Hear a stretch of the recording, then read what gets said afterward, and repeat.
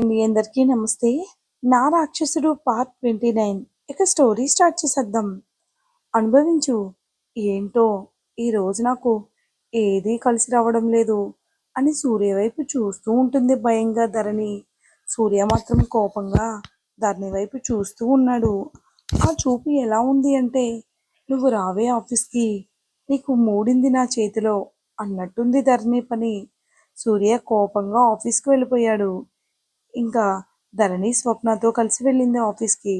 ధరణికి సూర్య క్యాబిన్లోకి వెళ్ళాలంటే టెన్షన్గా ఉంది, ఏమంటాడో అని.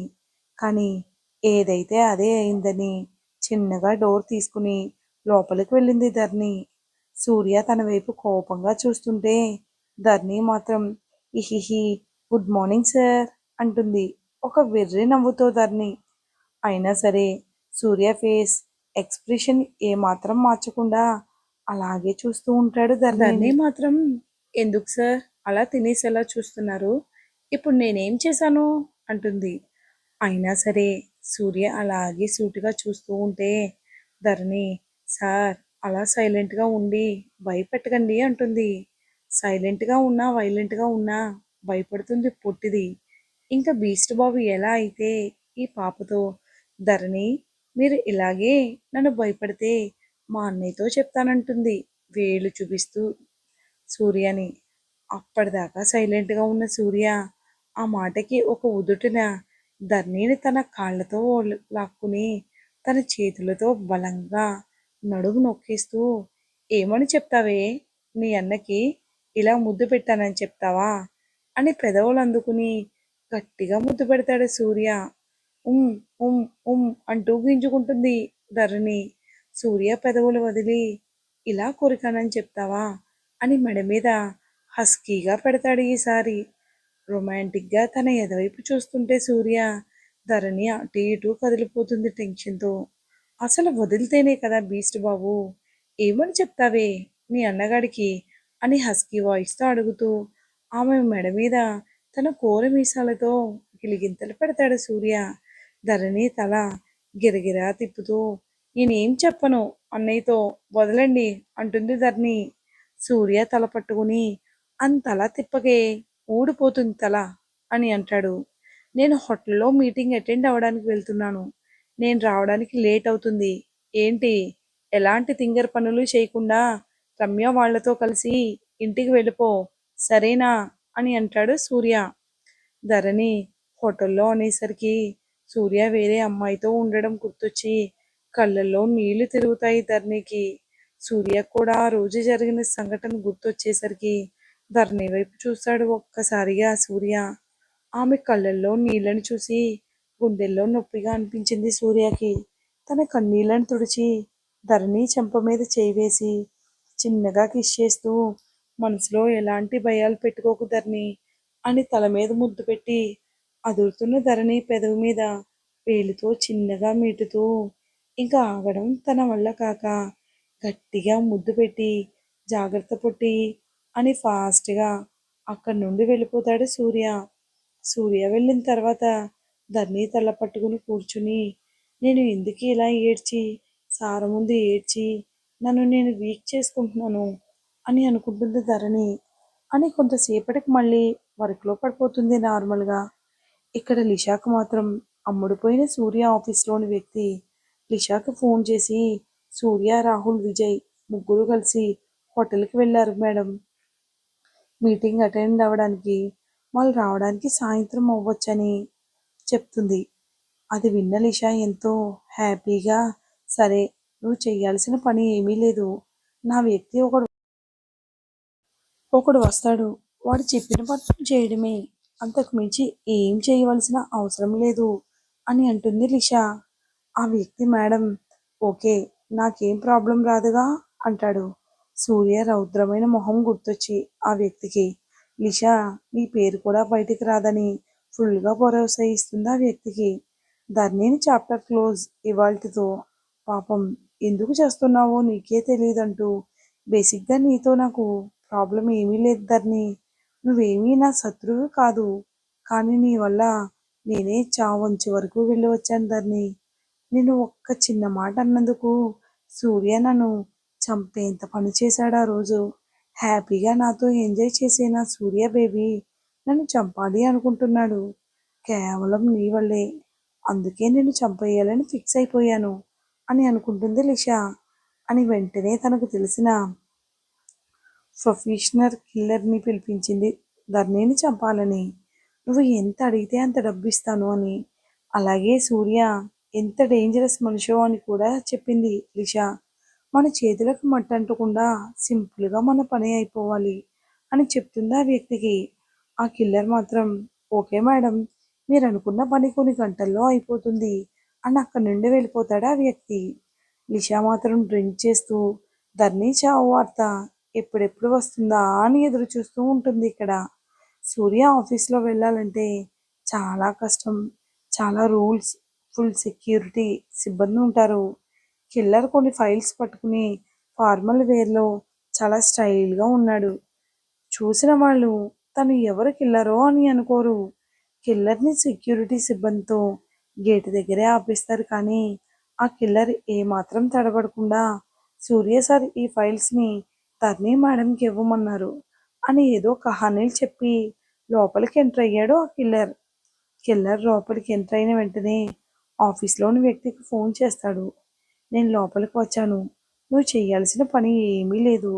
ధరణి లిఫ్ట్లోకి వెళ్ళిన వెంటనే ఆ నెంబర్ని ఒక్క రింగ్ ఇవ్వు చాలు అని ఫోన్ పెట్టేస్తాడు. కిల్లర్ ఎవరు చూడకుండా సీసీ కెమెరాకి చిక్కకుండా దాక్కుని గ్రౌండ్ ఫ్లోర్లో సెర్లలోకి వెళ్తాడు తను. ఆఫీస్లోని వ్యక్తి ధరణి ఇప్పుడెప్పుడు బయటకు వస్తుందా సూర్య క్యాబిన్లో నుంచి అని ఎదురు చూస్తూ ఉన్నాడు. తను కంపల్సరీ రమ్య వాళ్ళ దగ్గరికి వస్తుంది అని తెలుసు. కానీ లిఫ్ట్లో ధరణిని ఒక్కదాన్ని ఎలా తీసుకువెళ్ళాలా అని తెగ ఆలోచిస్తూ ఉంటాడు ఆ కిల్లర్. అంతలో లంచ్ టైం అయ్యేసరికి అనుకున్నట్టుగానే ధరణి, రమ్య, స్వప్న వాళ్ళ దగ్గరికి వచ్చింది. ధరణి, రమ్య త్వరగా రావే, ఇవాళ పిచ్చి ఆకలిగా ఉందంటుంది క్యూట్గా మొహం పెట్టి మన ధరణి. రమ్య, స్వప్న ఇద్దరు ధరణి క్యూట్ ఎక్స్ప్రెషన్స్ చూసి నవ్వుతూ ఒక్క 10 నిమిషాలు ఆగవే తల్లి, చేసిన వర్క్ సేవ్ చేసి వెళ్దాం అంటుంది రమ్య. ఏంటి 10 నిమిషాలు? నేను ఇంకా ఒక్క నిమిషం కూడా ఆగను. నా కడుపులో ఎలుకలు, ఏనుగులు అన్ని జీవులు పరిగెడుతున్నాయి బాబోయ్. అసలే ఆ బీస్ట్ వల్ల నేను మార్నింగ్ టిఫిన్ కూడా చేయలేదు అని అంటుంది ధరణి. రమ్య, ఏయ్ ఏంటే నా ముందే నా అన్నయ్యని నువ్వు బీస్ట్ అని అంటున్నావు, భయం లేదా అని అంటుంది రమ్య. నీ ముందేంటి మీ అన్నయ్య ముందు కూడా అంటాను. ఏంటి భయపడాలా మిమ్మల్ని చూసి అంటుంది ఫోర్స్గా ధరణి. రమ్య ధరణి వెనక్కి చూసి అన్నయ్య నైట్ నువ్వు ఎప్పుడు వచ్చావు అంటుంది. ధరణి భయంతో సార్ నేనేమీ అనలేదంటుంది. వెనక్కి తిరిగి అక్కడ సూర్య లేకపోయేసరికి హా అమ్మయ్యా అని గుండెల మీద చేయి వేసుకుని రమ్య వైపు చూస్తుంది ధరణి. రమ్య, స్వప్న పడి పడి నవ్వుతున్నారేమో.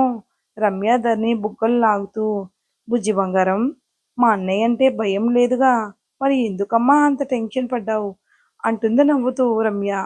ధరణి అలిగి నేను నీతో మాట్లాడను, వెళ్తున్నాను, తినడానికి మీరు ఎప్పుడైనా రండి అని వెళ్తుంది ధరణి. రమ్య, స్వప్న ఆగవే మేము వస్తున్నాం అని ధరణి వెనకే వెళ్తారు. కానీ ధరణి వీళ్ళకంటే ముందే 20 అడుగుల దూరంలో ఉండడం వల్ల లిఫ్ట్లోకి వెళ్ళిపోయి బటన్ ప్రెస్ చేస్తుంది ధరణి. ఆఫీస్లో వ్యక్తికి కావాల్సింది అదే కాబట్టి వెంటనే కిల్లర్కి ఫోన్ చేస్తాడు. కిల్లర్ మాత్రం ఆ ఫోన్ కోసమే ఎదురు చూస్తూ ఉండడం వల్ల ఒక్క క్షణంలో కరెంట్ పాస్ అయ్యి ట్రాన్స్ఫార్మర్ ధ్వంసం చేసేశాడు. ఆ మరుక్షణమే అక్కడి నుండి జంప్ అయిపోయాడు ఆ కిల్లర్. ఆ 20 అంతస్తుల బిల్డింగ్లో ఎప్పుడు విద్యుత్ దీపాలతో పగలు రాత్రి అని తేడా లేకుండా ఎప్పుడూ కలకల్లాడే ఆఫీస్ అంతా ఒక్కసారిగా చీకటైపోయింది పాపం. స్టాఫ్ అందరికీ ఏమైందో అర్థం కాక అయోమయంగా ఉన్నారు. రమ్య, స్వప్నకైతే వాళ్ళకి కాళ్ళు చేతులు ఆడడం లేదు ధరణి లిఫ్ట్లో ఉందని. ఇద్దరూ ఒక్క క్షణంలో కిందకి ఎలా పరిగెత్తారో వాళ్ళకే తెలియదు పాపం. కిందకి వెళ్ళి సెక్యూరిటీ సిబ్బందితో కరెంట్ ఎందుకు పోయింది, జనరేటర్ ఎందుకు ఆన్ అవ్వలేదు, అంతా ఆటోమేటిక్ సిస్టమ్ కదా అని కోపంగా అరుస్తున్నారు ఇద్దరు. అంతా ఆటోమేటిక్ సిస్టమ్ కరెంట్ వెళ్ళిన వెంటనే జనరేటర్ ఆన్ అవుతుంది మేడం. సెక్యూరిటీ వాళ్ళు కూడా భయంగా మేడం కరెంట్ ట్రాన్స్ఫార్మర్స్ మొత్తం ధ్వంసం అయిపోయాయి అని చెప్తాడు. మేడం అంటారు సెక్యూరిటీ. రమ్య, స్వప్న వాట్ అని గట్టిగా అరుస్తూ ఏం మాట్లాడుతున్నారు మీరు? అలా ఎలా ధ్వంసమైంది? మీరంతా ఇక్కడ ఏం చేస్తున్నారు? అని గట్టిగా అరుస్తున్నారు స్వప్న, రమ్య. సెక్యూరిటీ వాళ్ళు మేడం మీరేం టెన్షన్ పడకండి madam, engineer on the way madam అని అంటారు. అప్పుడే సెల్వా అక్కడికి వస్తాడు. అంటే రాహుల్ వెంటనే సెల్వా కూడా వచ్చాడు ఊరి నుంచి. ఏం జరుగుతుంది ఇక్కడ అని సెక్యూరిటీ మీద గట్టిగా అరుస్తాడు సెల్వా. ఇక్కడ రమ్య ఏడుస్తూ సెల్వా వీళ్ళేదో చెప్తున్నారు, మాకేం అర్థం కావడం లేదు. ధరణి మాత్రం లిఫ్ట్లో ఉండిపోయింది, వీళ్ళేమో ట్రాన్స్ఫార్మర్ ధ్వంసం అయిపోయింది అంటున్నారు అంటుంది ఏడుస్తూ రమ్య. ఆ మాట వినగానే సెల్వాకు మరింత టెన్షన్ వచ్చింది. మేడం మీరేం టెన్షన్ పడకండి, వీలైనంత తొందరగా ప్రాబ్లం సాల్వ్ అయిపోతుంది, ధరణి మేడంకి ఏం కాదు అని సెల్వా ఫోన్లో వేట మొదలుపెట్టాడు. తనకి ఎంతమంది కరెంట్ ఇంజనీర్లకు తెలుసు అందరికీ ఇన్ఫార్మ్ చేశాడు. వితిన్ సెకండ్స్లో ACD group of industries main బ్రాంచ్లో ఉండాలని అందరికీ చాలా గట్టిగా చెప్పాడు.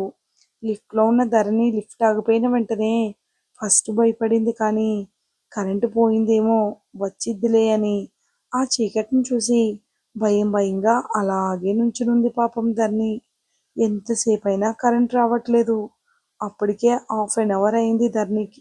చెమటలు తడిచిపోయి చిన్నగా బ్రీతింగ్ తీసుకోవడం కష్టంగా ఉంది ధరణికి. ఇక్కడ మీటింగ్లో ఉన్న సూర్యకి ఎప్పుడైతే ధరణి ఊపిరి తీసుకోవడం కష్టమైందో సూర్యకి మాత్రం అలజడి మొదలైంది సూర్యకి. అసలు ధరణి సిచ్యువేషన్ ఏంటో మనం నెక్స్ట్ వీడియోలో తప్పక చూద్దాం. సూర్య ఎలా రియాక్ట్ అవుతాడో అనే విషయం కూడా చూద్దాం. వీడియో కనుక నచ్చినట్లయితే లైక్ చేసి సబ్స్క్రైబ్ చేసి కొంచెం సపోర్ట్ ఇవ్వండి. Thanks for watching.